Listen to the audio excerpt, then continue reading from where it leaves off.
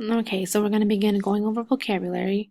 It says directions. Draw a line from the word, which is in the left column, to the definition, which is in the right column. So your first word is order of operations. So if you don't know that it says order of operations, you can click on the gray speaker and it will read that word for you. And we know that order of operation tells us that we're doing the different operations in a specific order. So looking at our definitions here, again, you can click the gray bubbles with the speakers and they'll tell you the definition. But looking through our definitions, this one says the rules that state the sequence in which the multiple operations in an expression should be solved. So sequence is another word for order. So we're going to click on our little line tool and draw an arrow from order of operations to our rules. Okay. Next word is PIMDAS.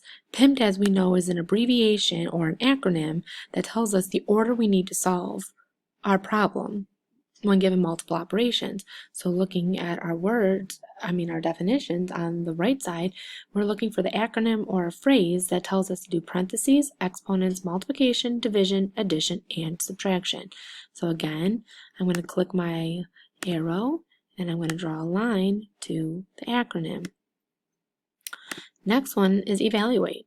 Evaluate, you see anytime you're given a question where you need to solve it or find the answer to.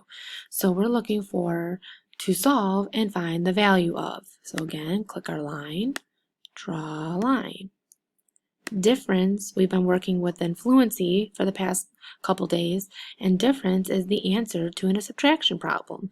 So we're going to take difference, and we're going to do our line, click, and drag to the answer to a subtraction problem.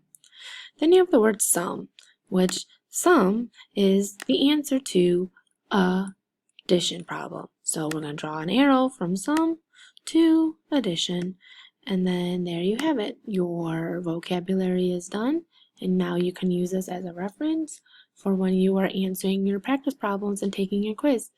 All right, if you have any questions, let me know.